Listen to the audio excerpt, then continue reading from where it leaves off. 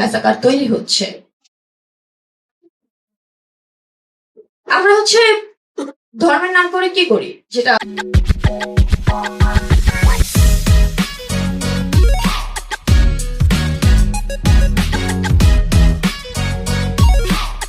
ভাই বলে গেল যে নারীদেরকে চাপায় দেওয়া বা অন্য ধর্মের যে লোকগুলো আছে তাদেরকে চাপায় দেওয়া, সংখ্যাগরিষ্ঠ সংখ্যালঘিষ্ঠ এই বাইনারিতে আমি একদমই যাব না।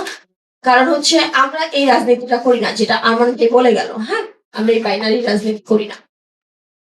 তো ধর্মের নাম করে যেটা হয়, আমরা দেখেছি যে উদীচী, ছায়ানট, ডেইলি স্টার বা একই সময়ে অন্যদের উপর যে হামলা, আমরা এই হামলার সাপোর্টটাও করি না। কারণ ধর্মের নাম করে আপনাকে আমাকে যখন নাস্তিক বানায় দেওয়া হয়, কোরআনে কি কোথাও বলা আছে যে আপনি নাস্তিক, আপনি নিজেকে নাস্তিক না বলা অব্দি আমি ঘোষণা দিতে পারি আপনি নাস্তিক না? তো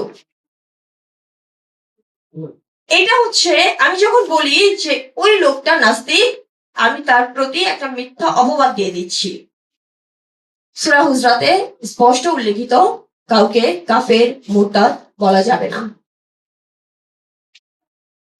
ইসলাম কখনো এটা শেখায় না যে মতের অমিল হলে তার প্রতি আঘাত করো, বরঞ্চ অন্যকে সম্মান করাটাই ইসলাম শেখায়। যে ধর্ম অন্যের উপর জুলুম শিখায় সেটা আসলে ধর্ম না। আসলে ধর্ম তো শিখায় না, আমরা শিখাই, আমরা এটাকে বিকৃত করি।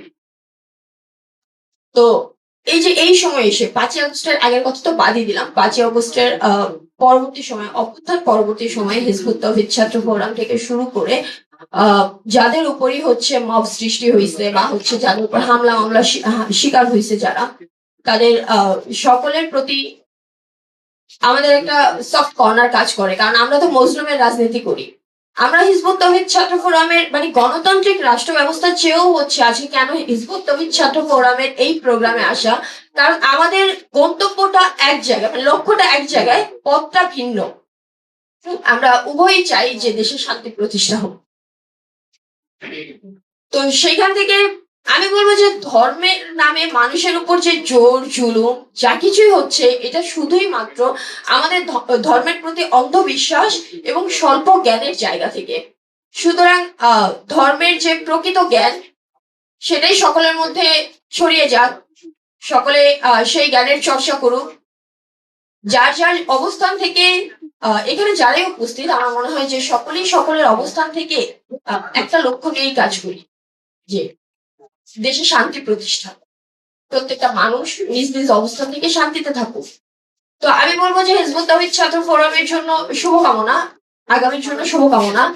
তাদের যে লক্ষ্য উদ্দেশ্য এটা যেন সফল হয়, প্রতিটা মানুষ যেন ধর্মের প্রকৃত জ্ঞান যেটা সেটাকে ধারণ করে, অন্যের উপর যেন বর্বরতা না চালায়, এতটুকুই আমার কাম্য।